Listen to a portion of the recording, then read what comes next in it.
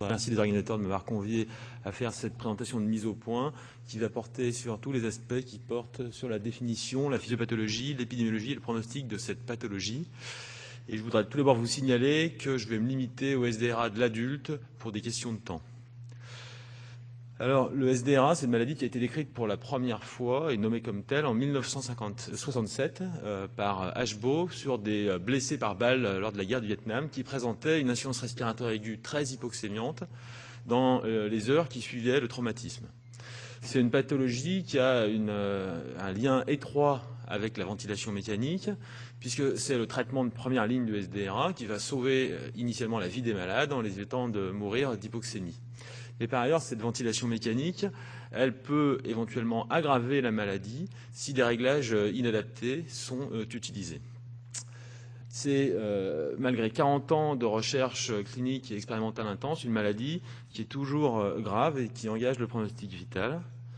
Et finalement, c'est une pathologie qui est bien d'actualité, puisque sa fréquence est susceptible d'augmenter très fortement en cas d'épidémie liée à des agents infectieux émergents. Ça a été le cas en 2004 avec le SRAS et cette année à minima avec le variant 2009 de la grippe H1N1. Alors, le SDRA est défini depuis 1994 par les critères d'une conférence américano-européenne de consensus, et cette conférence de consensus, elle est toujours d'actualité. Elle a défini le SDRA comme un ensemble de manifestations cliniques, radiologiques et physiologiques qui traduisent une intense inflammation et une hyperperméabilité pulmonaire en réponse à différentes agressions aiguës du parenchyme pulmonaire. Alors, ça saute aux yeux que cette définition, elle ne peut pas être utilisable en pratique clinique parce que, vous le savez bien, on n'a pas de moyens simples pour mesurer l'inflammation pulmonaire et la perméabilité pulmonaire. Et donc, les experts, dans la grande sagesse, ont proposé une définition opérationnelle, c'est-à-dire une définition qui décrit la procédure à faire pour avoir le diagnostic de SDRA au lit du malade. Et donc, 4 critères cliniques ont été définis et qui doivent tous être présents pour diagnostiquer la maladie. Il faut tout d'abord avoir une insuffisance respiratoire d'installation aiguë. Il faut avoir des opacités parenchymateuses bilatérales sur la radiographie pulmonaire, telle qu'on le voit sur la diapositive. Il faut ensuite ne pas avoir d'argument en faveur de pression de remplissage cardiaque gauche très élevée, et ceci afin d'éliminer les œdèmes pulmonaires d'origine cardiogénique. Et enfin, il faut avoir une hypoxémie très sévère, et l'hypoxémie sévère, elle est définie de façon un peu technique par un rapport PaO2 sur FiO2, PaO2 pour pression artérielle en oxygène, qui est donnée par les gaz du sang, et FiO2 pour fraction inspirée en oxygène. Alors cette PaO2 chez un sujet normal, elle est de l'ordre de 100 mm de mercure. Le sujet normal, il va inhaler de l'air, donc il a une FiO2 à 21%. Et donc la PaO2 sur FiO2 de vous et moi, qui n'ont pas de pathologie respiratoire, elle est autour de 500. Et pour avoir un SDRA, il faut avoir un rapport PaO2 sur FiO2 inférieur ou égal à 200, quel que soit le niveau de pression respiratoire positive. Et les experts ont défini une autre entité qui a été appelée acute lung injury, et elle, qui a été définie avec un rapport PaO2 sur FiO2 inférieur ou égal à 300. Si on veut résumer, l'acute lung injury, c'est une pathologie un patient qui présente les critères 1 à 3 de cette conférence, associé à un rapport PaO2 sur FiO2 inférieur ou égal à 300. Et parmi les acute lung injury, il existe un sous-groupe de patients très sévères, les patients avec SDRA, qui ont un rapport PaO2 sur FiO2 inférieur ou égal à 200. Et il y aura un deuxième sous-groupe qui sera moins hypoxémique, qui aura un rapport PaO2 sur FiO2 entre 200 et 300, et qui a été défini parfois par certains auteurs comme étant un acute lung injury modéré. Alors, parmi les acute lung injury, 70% sont des SDRA, et donc 30% sont des acute lung injury modérés. La physiopathologie de cette maladie est extrêmement complexe et moi je vais essayer de vous en présenter un résumé simplifié mais compréhensible. Alors, les acteurs en jeu sont l'alvéole, que vous avez ici en bleu, et puis le capillaire pulmonaire. À l'intérieur de cet alvéole, il y a un macrophage alvéolaire qui est présent à l'état quiescent. Et le SDRA et l'acute lung injury sont liés à des agressions directes, c'est-à-dire sur l'alvéole, le plus souvent des pneumopathies infectieuses, ou des agressions indirectes, c'est-à-dire sur le vaisseau sanguin, et le plus souvent ce sont des bactériémies. Ces deux agressions pulmonaires vont être responsables de nécrose des cellules alvéolaires et de l'apparition de membranes hyalines, qui sont des débris cellulaires, des débris protéiques. Par ailleurs, Ces agressions vont inactiver le surfactant et donc les alvéoles vont avoir tendance à collaber sur elles-mêmes, à avoir une perte de volume aéré. Et finalement, va être associée aussi une activation de la coagulation dans l'alvéole. Ces agressions vont aussi avoir vont induire une atteinte au niveau des vaisseaux sanguins avec des cellules, vous voyez, qui vont se démacier et avec une formation de pores dans les vaisseaux. Et par ces pores va passer le liquide plasmatique et on va avoir l'apparition d'un œdème alvéolaire intense et aussi d'un œdème interstitiel. Le macrophage alvéolaire va être activé par ces agressions, va sécréter des molécules pro-inflammatoires qui vont avoir un effet sur les vaisseaux, qui vont avoir un pouvoir adhésif très important pour les cellules. Et il va y avoir des thromboses qui vont apparaître dans les vaisseaux. Et d'autres cellules inflammatoires vont arriver, notamment une cellule très importante, le polynucléaire neutrophile, qui va aller dans l'alvéole et qui va être activée par les macrophages et qui va aggraver la lésion pulmonaire. Donc la réponse inflammatoire, si elle est excessive, peut aggraver l'agression pulmonaire initiale. Alors, sur le plan histologique, les lésions liées au SDRA sont appelées des lésions de dommages alvéolaires diffus. Et ces lésions, elles évoluent en 3 phases qui généralement s'imbriquent. La première phase est maximale dans les 48 heures suivant l'agression. C'est une phase dite aiguë ou exsudative qui est caractérisée par la présence d'un œdème intense et la présence de membranes hyalines de façon importante dans les biopsies. C'est tout ce que vous voyez en violet foncé. Vous voyez, tout ça, c'est des destructions de cellules dans le poumon. La traduction scannographique de cet œdème va être la présence de verres dépolis. Vous voyez ici ces lésions un peu floutées, gritées, qui n'effacent pas, grises, qui n'effacent pas la structure vasculaire. Et ça traduit la présence de matériel anormal dans l'alvéole. La deuxième phase, c'est une phase d'organisation et qui est caractérisée par l'apparition de très nombreuses cellules inflammatoires, notamment des fibroblastes.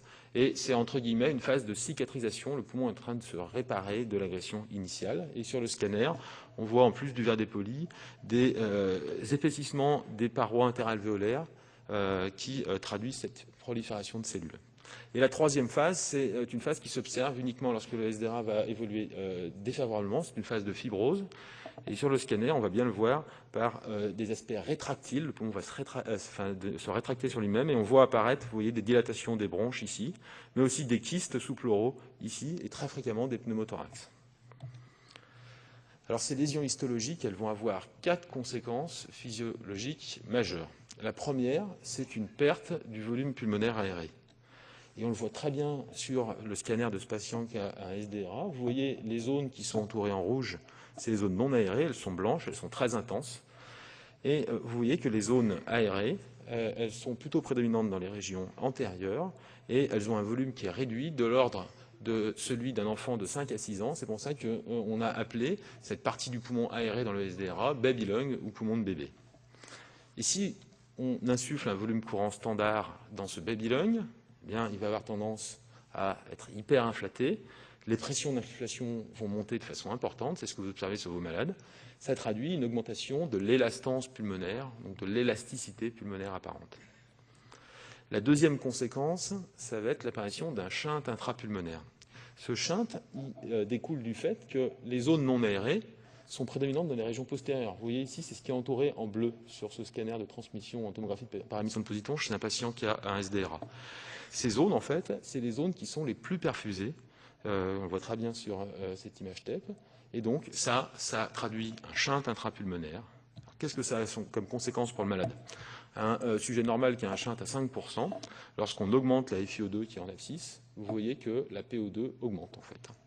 Par contre, chez les malades qui ont des shunts à 30 ou 50%, ce qui est couramment le cas chez le patient avec SDRA, vous voyez que quand on augmente la FiO2, il n'y a pas d'augmentation de PaO2. Alors la conséquence, c'est que si on veut augmenter l'oxygénation artérielle d'un patient qui a un SDRA, l'augmentation de FiO2, elle est peu ou pas efficace. Et il va falloir recruter, c'est-à-dire réouvrir des zones non aérées, et on fait ça le plus fréquemment avec une pression expiratoire positive. Et l'autre solution, c'est de manipuler la perfusion pulmonaire, et ça peut se faire de façon pharmacologique par le monoxyde d'azote inhalé ou par la posture comme le décutus ventral. La troisième conséquence, ça va être l'apparition d'une hypertension artérielle pulmonaire. Cette hypertension artérielle pulmonaire, elle est liée à plusieurs phénomènes. Le premier phénomène, c'est ces thromboses capillaires qu'on a vues sur les premières diapositives. Elle est aussi liée à la vasoconstriction pulmonaire hypoxique. Vous voyez une alvéole qui est remplie d'œdème, en fait. Eh bien, le vaisseau sanguin qui l'irrigue, il est quasiment complètement fermé. C'est aussi lié à la présence de médiateurs vasoactifs, comme l'endothéline, qui va diminuer la perfusion de l'alvéole. Cette hypertension artérielle pulmonaire, elle va avoir une conséquence majeure, c'est-à-dire l'apparition d'une déférence ventriculaire droite chez 10% des patients. Et cette déférence ventriculaire droite, elle a un pronostic qui est très péjoratif chez les patients avec SDRA. La dernière conséquence, ça va être l'apparition d'une inflammation pulmonaire et d'une augmentation de la perméabilité pulmonaire diffuse, qui n'est pas limitée au compartiment non aéré. Vous voyez ici une image scanographique d'un patient qui a un SDRA. Vous voyez ici des zones non aérées. En avant, on a l'impression que ces zones sont normales sur le scanner. Eh bien, en fait, pas du tout. Si on regarde en tomographie par émission de Positon chez ce malade, vous voyez, il y a une intense inflammation dans ces zones d'apparence normale. Et donc, l'inflammation pulmonaire, elle est diffuse dans le SDRA. Il y a le même phénomène qui apparaît pour la perméabilité. Vous voyez ici des zones antérieures qui sont normales en termes de densité. Vous voyez que la perméabilité est très très augmentée. Et cette physiopathologie, pour finir, elle est un peu compliquée par le fait qu'il y a un autre acteur qui va rentrer en jeu, qui est la ventilation artificielle, qui est susceptible d'agresser le poumon. Et cette agression pulmonaire liée à la ventilation mécanique, elle est souvent dénommée par son acronyme anglais, qui est VILI, pour Ventilator Induced Lung Injury. Et cette agression pulmonaire liée à la ventilation mécanique, elle a 4 composantes. Une composante que vous connaissez tous, c'est le barotrauma, c'est-à-dire l'apparition de pneumothorax, de pneumodiastine, d'emphysème sous-cutané. Il y a une composante qui a été appelée volotrauma, c'est-à-dire la toxicité d'un volume courant excessif. Vous voyez ici, c'est des poumons de rat qui ont été ventilés avec des volumes courants croissants. Petit volume courant, le poumon est bien joli. Le volume courant augmente. Regardez ce que devient le poumon. En fait, il est tout noir, plein d'hémorragie et très œdémacié.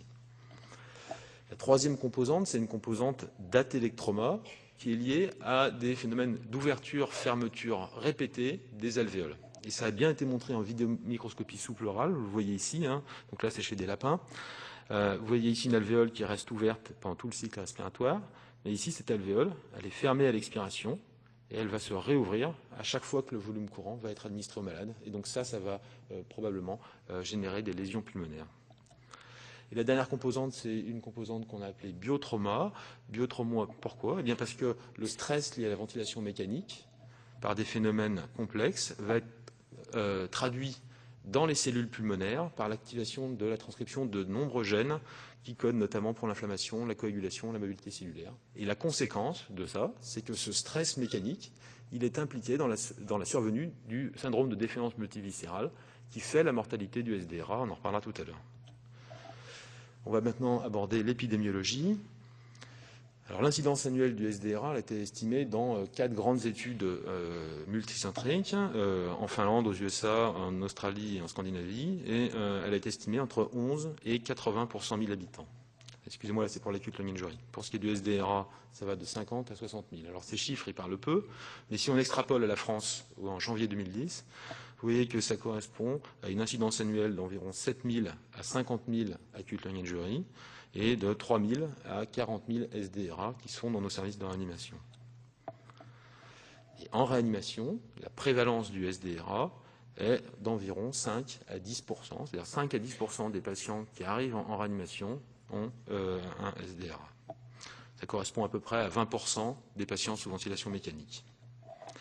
Les étiologies de ces pathologies sont extrêmement diverses. Donc pour ce qui est des atteintes pulmonaires directes, donc les pneumopathies sont les causes les plus fréquentes, mais aussi l'inhalation de liquide gastrique, la noyade, l'embolie graisseuse, la contusion pulmonaire, l'inhalation de fumée ou de toxiques ou l'hémorragie alvéolaire.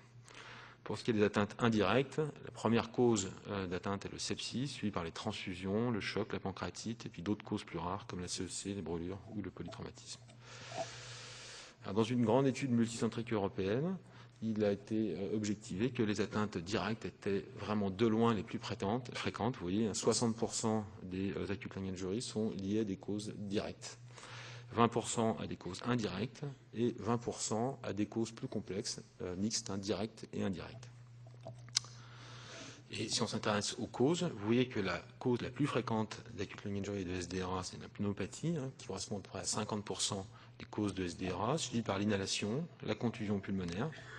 Et il y a quelque chose qui est fondamental, et ce que je voudrais que vous notiez, c'est que les causes infectieuses sont nettement les causes les plus fréquentes de SDRA, et ça correspond à peu près aux 2/3 des SDRA si on additionne les pneumopathies aux infections extrapulmonaires. Alors, quel est le pronostic de cette pathologie? La mortalité a été évaluée dans des grandes études multicentriques dont on a parlé tout à l'heure, et vous voyez que la mortalité de l'acute lung injury, elle allait de 30 à 50% en fonction des études. Ça, c'est des études qui ont été réalisées au cours de la décennie précédente. Pour ce qui est du SDRA, vous voyez, il n'y a pas énormément de différence de mortalité, avec une mortalité qui va de 30 à 60%. Quels sont les facteurs de mortalité de cette pathologie? Alors, il y a des facteurs qui sont liés au contexte. Plus on est âgé, plus on va mourir de SDRA. Plus on a un score de gravité élevé à l'entrée, plus on va mourir de SDRA. Si on est immunodéprimé ou si on a une durée de séjour hospitalier très longue avant qu'apparaisse l'acute lung injury, on a plus de chances de mourir. Donc ce n'est pas extrêmement étonnant.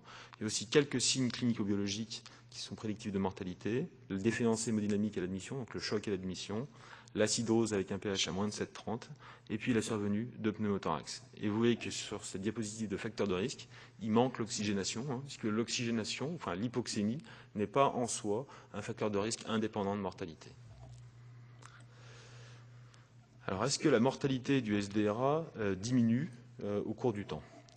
Eh bien, en fait, la réponse à cette question, elle est contrastée, puisque 2 méta-analyses qui ont regroupé toutes les études qui ont été faites au cours des 20 dernières années ont abouti à des résultats qui étaient en apparence différents. Vous voyez que la première méta-analyse, qui est à gauche, qui a été faite par FUA, publiée cette année, montre qu'entre 80 et 95, vous voyez une diminution de la mortalité du SDRA, que ce soit dans les études observationnelles en bleu ou thérapeutiques, enfin des essais thérapeutiques en rouge. Mais vous voyez qu'en fait, entre 95 et 2004, on a l'impression qu'il n'y a plus de diminution de mortalité. Or, c'est justement en 2000 qu'a été publiée une étude majeure qui a prouvé que la diminution des volumes courants dans le SDRA permettait de diminuer la mortalité. Et si on s'intéresse aux résultats de l'autre méta-analyse, vous voyez qu'on a des résultats à peu près similaires, c'est-à-dire qu'entre 95 et le début de l'année 2000, il n'y a pas de franche baisse, mais vous voyez qu'apparaît à partir de 2004-2005 une nette baisse qui doit être confirmée dans des études ultérieures.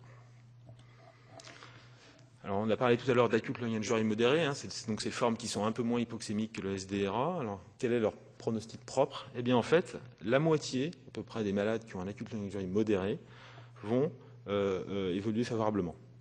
Et en fait, ces patients, ils ont un pronostic favorable, ils ont une mortalité qui est plus faible, de l'ordre de 30%. Mais la moitié des patients qui ont un acute lung injury modéré vont évoluer vers le SDRA, et là, leur mortalité dans ce travail était beaucoup plus haute, de l'ordre de 60%. Donc il y a vraiment un continuum entre SDRA et acute lung injury modéré, en fait, c'est la même maladie. Alors de quoi meurent les patients de SDRA? Eh bien, vous voyez, ils ne meurent pas d'hypoxémie majoritairement, ils meurent de syndrome de défaillance multiviscérale, par quasiment 4 patients sur 10. Et on a vu que ce syndrome de défaillance multiviscérale, il pouvait être causé par la ventilation, donc il est probable qu'une partie des morts du SDRA sont liées à la ventilation. La deuxième cause de décès sont les causes neurologiques, c'est-à-dire coma prolongé, et les causes respiratoires, donc l'hypoxémie réfractaire, n'est impliquée dans les décès des patients avec SDRA que dans 14% des cas.